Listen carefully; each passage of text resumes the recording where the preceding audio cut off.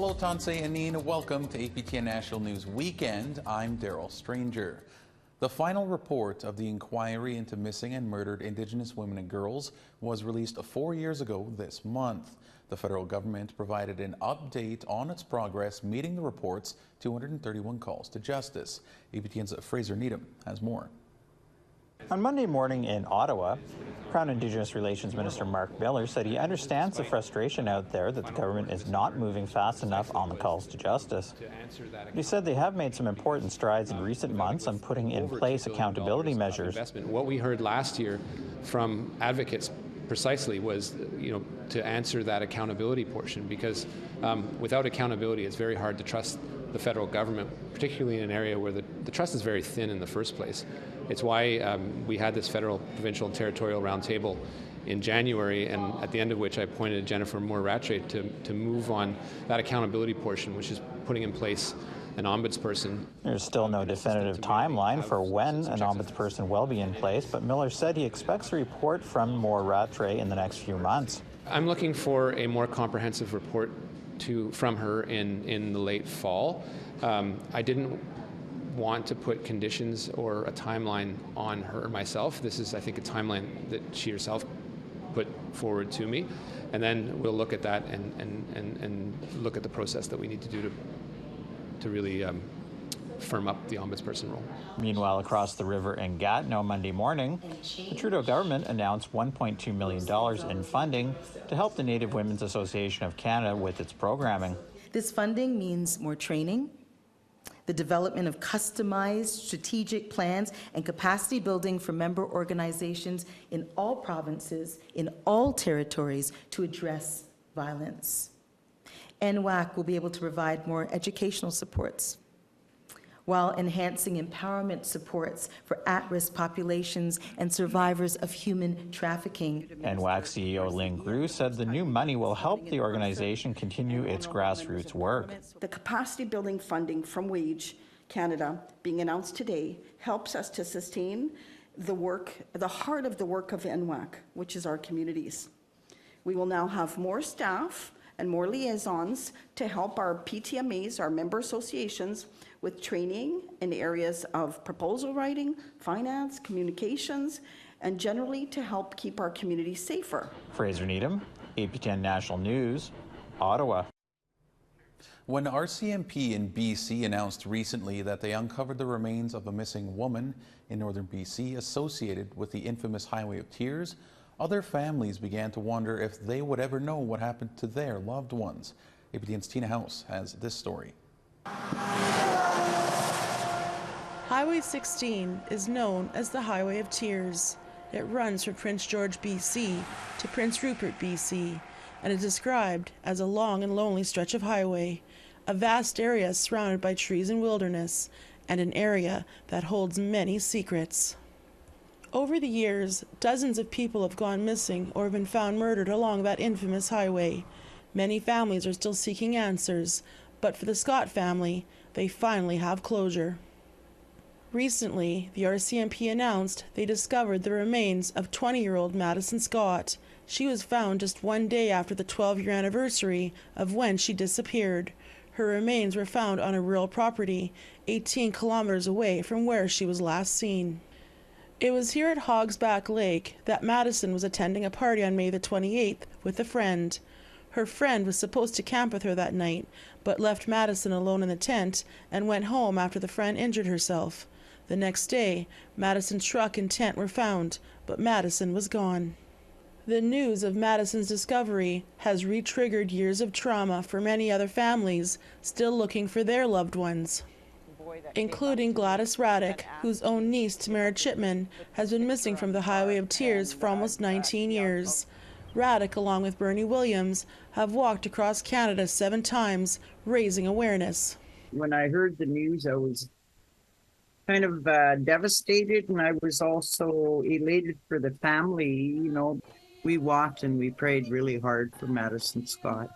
We wanted her family to get closure, of course, you know, as family members, and we were all really praying hard for her, that they would find her safe, but unfortunately that didn't happen. For other family members like Marlene Jack, she has spent every single day trying to find answers about her missing family, but is happy that Madison was found. I was grateful that they did find her, but I was upset also because my family is still missing. Her sister Doreen vanished along with her husband Ronnie and their 2 boys, Russell and Ryan, who were 5 and 9 years old at the time, from Prince George, BC. The last time they were heard from was when Ronnie phoned his mom to tell her that he and Doreen had met a man in a pub and that they were offered work in a logging camp. He also told his mother the man said there was childcare available, but they had to leave that night. Desperate for work, they agreed. This is the sketch that witnesses claim what the man looked like that they were talking to. They were never heard from ever again. They were officially reported missing on August the 25th, 1989. Marlene Jack wrote this heartfelt letter to her missing sister, which was recently published in the Megaphone magazine. It pains me so much not knowing what happened to you. I think of all the abuse we suffered, and I wish I could have taken it all away from you. You always protected us, you always saved us. If you were here right now, you would never leave my sight again. Every day I ask our Creator to give me strength and to help me find you. The Jack family is the only case in Canada where an entire family has gone missing. Marlene says she feels investigators made many mistakes and didn't take their case seriously. My sister and her family matter. I don't understand. I just don't. You just blows me away that you'd make so many mistakes and admit it and say I'd never have justice for my family, and then phoning me and telling me I need to stop looking for my family, telling me you need to stop, you need to live on with your life. No, I'm not going to stop. I'm not going to give up. APTN has reached out to the Prince George RCMP for comment about these allegations, but we did not hear back by the time this story went to air. Tina House, APTN National News, Vancouver. All right, we need to pause the news for a moment. We have plenty more news still to come when we return.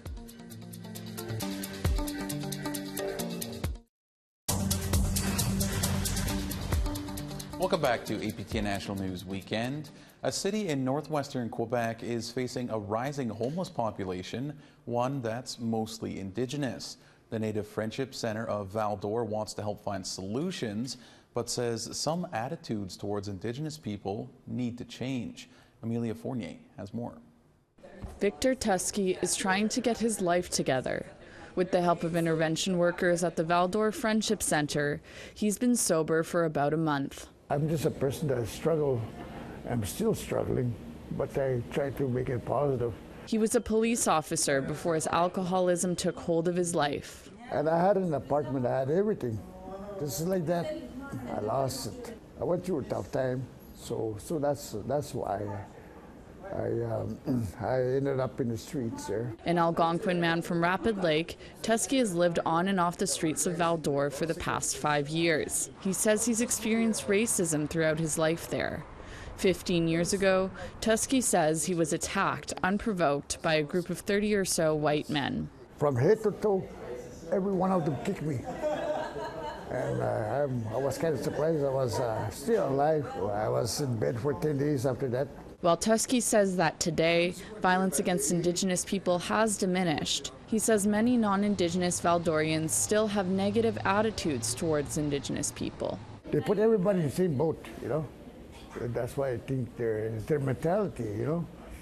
That's they have to change their mentality towards individuals out there. Tensions between Indigenous and non-Indigenous folks in Val-d'Or have existed for a while. C'est quoi toi aller au guichet automatique à 5 heures le matin puis qu'il y a 3-4 Indiens couchés au guichet automatique? And racial tensions are rising along with the homeless Indigenous population, as residents express their frustrations in a May 15th City Council meeting. C'est des Amérindiens qui sont là en groupe, puis ils sont là régulièrement, puis ils sortent de là comme des zombies à 5-6 heures le matin, mais où est-ce qu'ils vont? Ils s'en viennent en ville. Il faut que la ville elle agisse à un moment donné.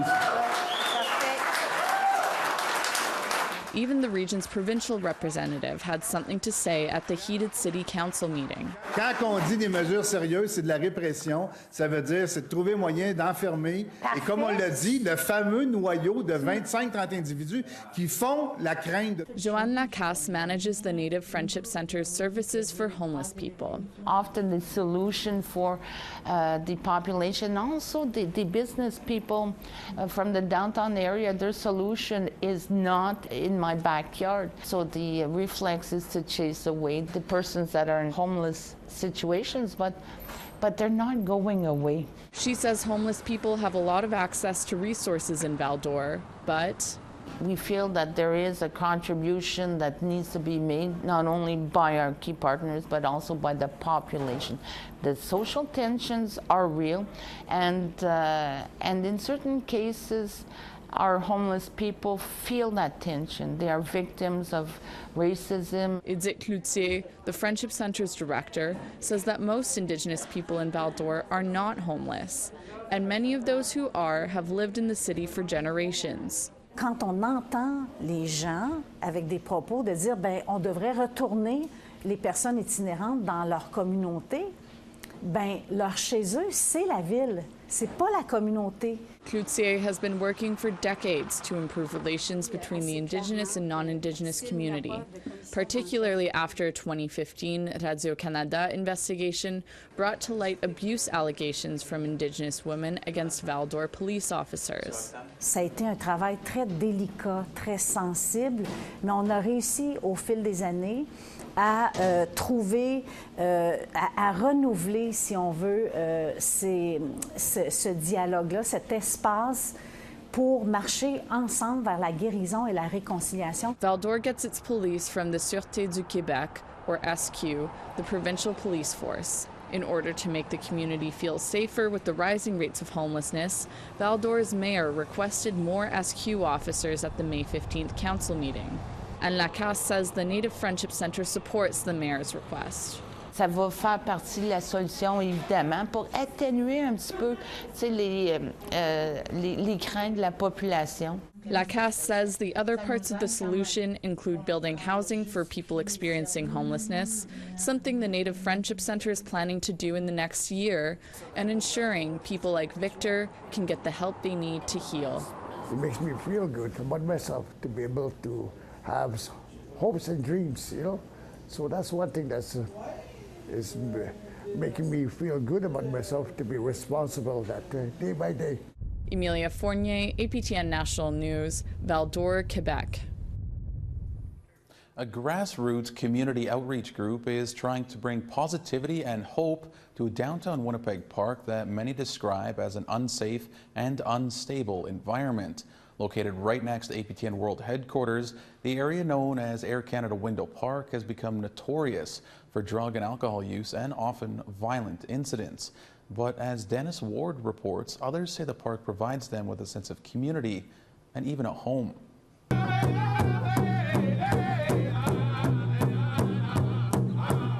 In the late afternoon, the sound of the drum can be heard coming from the park outside of APTN headquarters in downtown Winnipeg.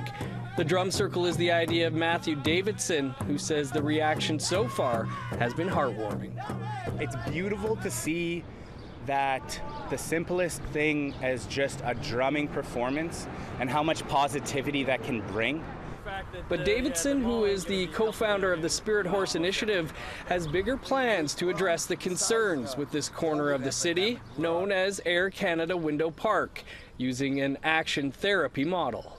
We're going to be boots on the ground, 12 hours a day, 7 days a week, and providing mental health supports, addiction supports, crisis intervention, and it's our hopes that we're going to be able to effectively track those metrics to showcase the effectiveness of the program. Davidson says a primary care paramedic has also offered to work alongside the group to help alleviate the number of calls to Winnipeg Fire Paramedic, who are in the park almost daily. They also want to help combat the sexual exploitation of women that Davidson says is a very serious issue in this area of the downtown. Winnipeg Police Service says it does not track crime data specifically on the park, but the foot patrols are frequently in the park and surrounding area as it is, quote, deemed an area of concern. There's a lot of, generational traumas that need some healing, that need some elder support, that need some ceremony. So, it can be dangerous, but I think within this working model, it is something that can be effectively handled in a gentle, nurturing way, just so every person within this, whether they're workers or whether they're just utilizing the park, feels safe and secure. Davidson is taking his approach into a meeting with the city's mayor in the coming weeks. Just last week, a Winnipeg City Councillor came under fire for complaining about, quote, drugged out zombies on Winnipeg streets. He has since apologized. Davidson says people with that mindset need to sit down and have a conversation with the people they think are the so-called zombies. It opens your eyes to how good some people do have it, because we're talking about sexual abuse, we're talking about 60 scoop survivors, residential school survivors. I was taken away when I was young. I was in CFS since I was 5 till I was 18. Teresa Bauer is originally from Pimachikamak Cree Nation in northern Manitoba. For the past few years, she says she's been living on the bench in front of APTN, along with roughly 25 other people who live in the park. And you know what? They're safe because we watch over them. The one that watches over them are the watchers. People take turns. Who sleeps, stays up. Bauer won't use the shelters after she says she was nearly sexually assaulted at one.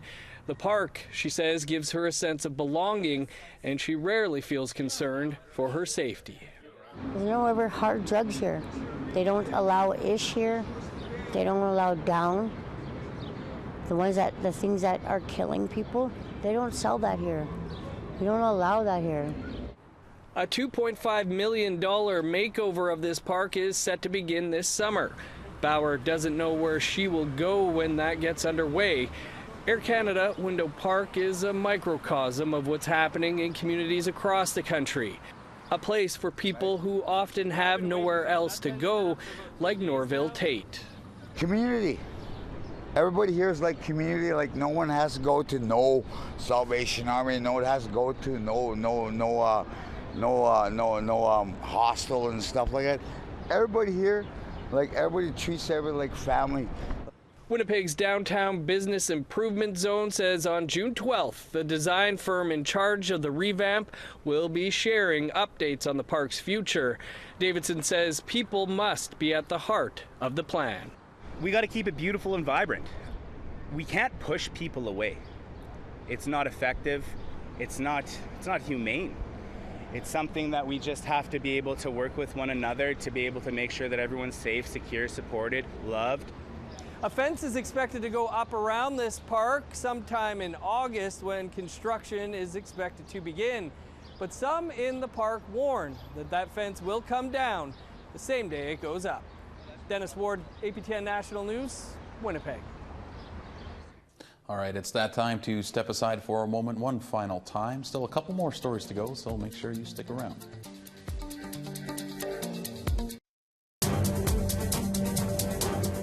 Welcome back. The Kluwani First Nation in the Yukon has been asking for a school since the early 20th century so that their children can be educated in their community. Now, over 100 years later, that dream may soon be a reality. Sarah Connors has that story. It's a celebration the Kluwani First Nation has been waiting for. In a few short years, this land will be home to a school for students in the community of Burwash Landing. For Mary Jane Johnson, it's an accomplishment that's more than a century overdue.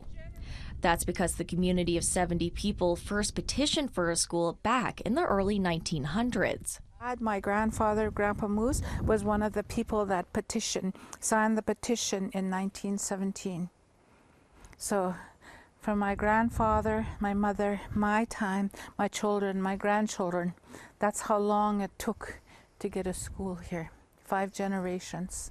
The small handful of students in Burwash are bused to the nearby community of Destruction Bay, 15 minutes away.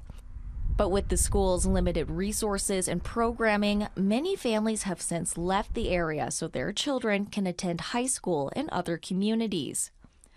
Johnson herself elected to homeschool her children instead. I'm not taking my kids to the school at Destruction Bay, where we do not even have our language or our culture. So the idea is to kind of set the school into the site, build up the land around the entryways and everything, and make sure all of the spaces are nicely connected to the outdoors. Now the community's new school, named Kitsadunku, which is Southern Shoshone for House of Learning, is hoping to change that. While it's empty ground for now, when built, the roughly $20 million school will include learning spaces connected to the land and have facilities to help children connect with the nature around them. For me and for our community, I think it's a huge step, to realizing a goal or a dream that's been here for over 100 years. Kluane Chief Bob Dixon says current language and culture programming is minimal. He's hopeful the new school will help students lift up their community. We need to have our culture and our language in the schools today so that we can, continue our way of life for our people. The school is expected to be in operation in 2026. Johnson says it will ultimately help keep Kluane First Nation children in the community where they'll learn best. My granddaughter said, I'm going to be the first one to graduate from that school. Sarah Connors, APTN National News, Burwash Landing. In the spirit of reconciliation, new graduation robes have been designed for the University of Manitoba, featuring artwork by an Ojibwe artist. Tamara Pimentel has more. So I've designed the robes with Ojibwe flower motifs. 43,000 beads went into these graduation robes. They'll be worn by University of Manitoba's president and chancellor during convocation. They were designed by Anishinaabe artist Jackie Travers, who's also a U of M Fine Arts alumni. More of our people are starting to graduate, and it's about time that we're allowed to represent our nations and our culture and pride in where we come from. The design was unveiled after a blessing ceremony. It features the prairie crocus with strong roots connecting to red and orange buds, representing MMIWG and the children who never made it home from residential school. Michael Benarosh is president and vice chancellor of the University of Manitoba. So the blue line and the gold here you can see on the old robes, and this is honoring the past but showing that we are moving forward in a different way, in a more inclusive way as we move forward. And as you said, there have been students and even some of our people who work, elders and others, who have wanted to wear their traditional robes to convocation, and I think this sends a strong message that that's okay at the University of Manitoba, and we will accept that. And not only will we accept it, we will honor it. From here on out, the robes will be worn at every convocation. Tamara Pimentel, APTN National News, Winnipeg. Well, what a great week of news it was this week. If you happen to miss anything from throughout the week, aptnnews.ca has you covered. For all of us here, thank you so much for joining us. Have a great weekend.